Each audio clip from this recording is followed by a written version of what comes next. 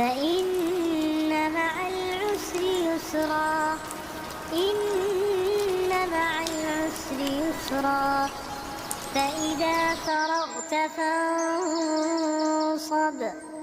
وإلى ربك فارغب. منافقین کی بری خصلتوں کا ذکر کیا گیا ہے. منافق کی ایک خصلت یہ بھی ہوتی ہے کہ جب ان کو اللہ کی راہ کے لیے بلایا جاتا ہے تو وہ کیا کرتے ہیں؟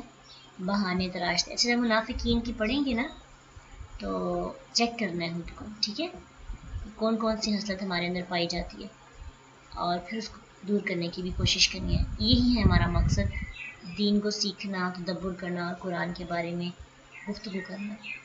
مسلمان اور مومن اور منافقین کے درمیان فرق یہ ہے کہ جب مومن کو جہاد کے لیے بلایا جاتا تھا تو وہ بے سوچے سمجھے بغیر چلا جاتا، لیکن منافق بہانے تراشتا. ایسے موقع پر تذبذب کا شکار ہو جاتا، کبھی کہتا چلو چلے جاتے ہیں، شاید پیغمبر سچ ہی کہتے ہو، اور کبھی دل میں آتا نہیں یہ سب جو ہے نا آرام سے دن ہم کاٹیں گے، ہمیں مصیبت میں خود کو ڈالیں، یعنی شک و شبے میں مبتلا رہتا.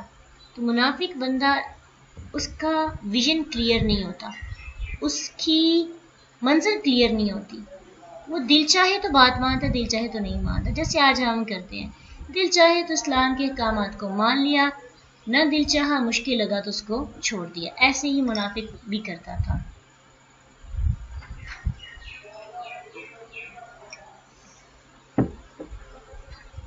منافق کی ایک بہت بری خصلت کہ جب اللہ سبحانہ تعالیٰ نیک لوگوں کو ایمان والوں کو جیت دیتے، خوشی دیتے، ان تصبک حسنۃ تسؤہم، جب تجھے کوئی بلائی پہنچتی تو ان کو برا لگتا تھا، صحیح غمگین ہوتے تھے، سخت غمگین.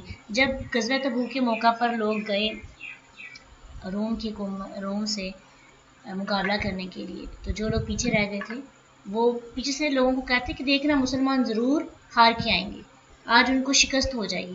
جب مسلمان فتح کے ساتھ آئے اور ان کی جنگی نہ ہوئی تو یہ بڑے غم، جیسے پھونکنے نکل جاتی کسی کی، ہوا نکل جاتی ہے، تو ویسے ہوا ان کے ساتھ. انتہائی غم پہنچا ان کو کہ ہم نے تو کیا پھیلائی ہوئی تھی افواہ، یہ تو بالکل الٹ ہو گیا. تو جو منافق بندہ ہوتا ہے نا، جب نیک بندہ اپنے مشن پہ کامیاب ہو جاتا ہے، جب نیک بندہ اپنے نیکی کو کرنے میں کامیاب ہو جاتا ہے تو منافق بندہ صحیح غمگین ہوتا ہے. آپ ایسے لوگ اپنے معاشرے کے اندر بھی دیکھیں گے، ملیں گے. لوگوں کے اچھے کاموں میں عیب نکالتے، جیسے منافقین نے کیا کیا تھا، اللہ کے رسول کے صدقات کو ڈیوائیڈ کرنے میں انہوں نے طعن کیا، ان میں عیب جوئی کرنے لگے. تو منافق بندہ اچھائیوں کے اندر ہے، ہمارے آپ کو اپنے ارد گرد، بلکہ ہم خود بھی ایسے ہیں، جو بندہ نیک کام کر رہا ہے اس کے بھی عیب نکالتے ہیں. اچھا اس کی نیت نہیں ٹھیک، اس نے یہ کام اس طرح سے کیوں کیا، انصاف تو اس کو کرنا نہیں آتا، اس کی بات کے اندر مجھے تکلیف پہنچانا تھا، اس کی سچی باتیں بھی پتہ نہیں اوتھینٹک ہے کہ نہیں. تو جو منافق ہوتا ہے اس کا مطلب ہوتا ہے فساد پھیلتا ہے، وہ فساد پھیلانے کے لیے جو کرنا چاہے کر گزرتا ہے، اس لیے لوگوں کے اچھے کاموں میں بھی عیب نکالتا ہے. اور مسلمانوں سے اس کو بڑا خوف ہوتا ہے کیونکہ وہ مسلمانوں کے ساتھ کھلم کھلا وار نہیں کر سکتا، جنگ نہیں کر سکتا، بڑا سخت خوفزدہ اور غمگین ہوتا ہے.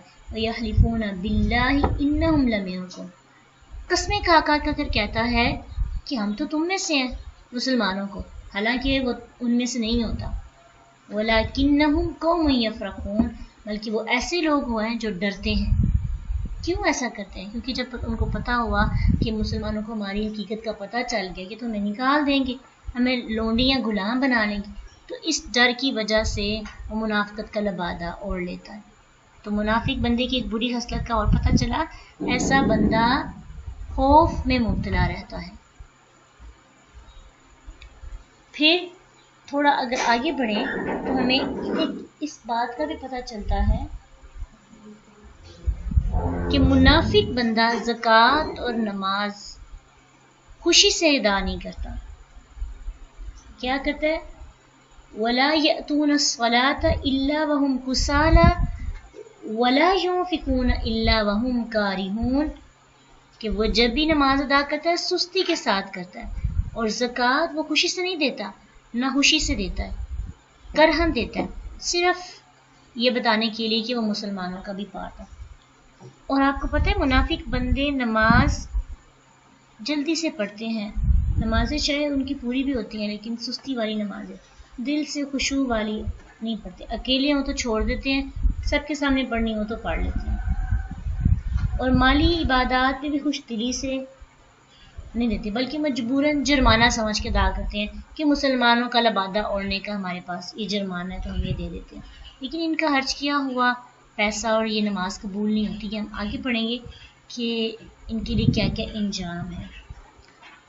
پھر اس کے علاوہ منافق بندہ جھوٹی قسمیں کھا کر مکر جاتا ہے۔ جب مدینہ کے اندر دین آیا تھا تو انہوں نے نا قسمیں کھانا شروع کر دی، اور قسمیں کھا کر کہتے کہ اب جیسے بہت سے واقعات آپ کو اس میں ملیں گے جو ہم نے سیکھے کہ ایک بار ایسا ہوا کہ منافقین نے اللہ اور اس کے رسول کے خلاف بات بھی کی، اور جب ایک صحابی نے یہ بات سنی تو جا کر اللہ اور اس کے رسول کو بتایا کہ لوگ آپ کے خلاف، یہ لوگ فلاں فلاں بندہ جو ہے نا آپ کے خلاف ایسے بات کرے منافقین۔ جب اللہ کے نبی نے ان لوگوں کو بلایا اور کہا کہ تم نے تو ایسا کیا ہے، تو وہ اسی وقت مکر گئے کہ ہم نے تو ایسا کہا ہی نہیں، اپنے پاؤں پہ ہی پھر جاتے ہیں، اپنی کہی ہوئی باتوں سے پھر جاتے ہیں۔ بہت دفعہ ایسا ہوا کہ منافقین نے سچے پکے مخلص مسلمانوں کو کی عزت کو خراب کرنے کی کوشش کی اپنی جھوٹی قسموں کی وجہ سے۔ پھر اللہ نے ان صحابی کی حق میں آیت نازل کی اور پھر ان کے اخلاص کو، ان کی سچائی کو ثابت کیا۔ تو منافقین کی ایک یہ بھی صفت ہوتی ہے کہ وہ قسمیں کھاتے ہیں اور کھا کے مکر جاتے ہیں، اور پھر تنگ دستی میں وعدہ کرتے ہیں کہ اللہ خوشحالی عطا کرے گا تو ہم بڑا مال خرچ کریں گے، لیکن جب اللہ نے مدینہ میں اللہ کے نبی آئے اس وقت کہنے لگے کہ اللہ نے فضل عطا کیا تو ہم بڑا خرچ کریں گے، اسلام کی مدد کریں گے۔ جب اسلام کا بول بالا ہو گیا، ان کے پاس اچھے سے طاقت ہوگی، تجارتی قافلے آ کے ملے، وہ پوری دنیا کے اندر عرب ممالک میں مدینہ ایک اہم ریاست بن گئی اور مدینہ کی حکومت ہو گئی، تو اس وقت خوشحالی میں انہوں نے اپنے وعدوں کی پاسداری نہ کی اور اپنے وعدوں کی خلاف ورزی کرنے لگی۔ تو ایسا ہی منافق ہوتا ہے۔ 4 صفات آپ نے پڑھی ہے نا، تو ان میں سے ایک صفت یہ بھی ہوتی ہے منافق کی، جب وہ وعدہ کرتا ہے تو وعدہ خلافی کرتا ہے۔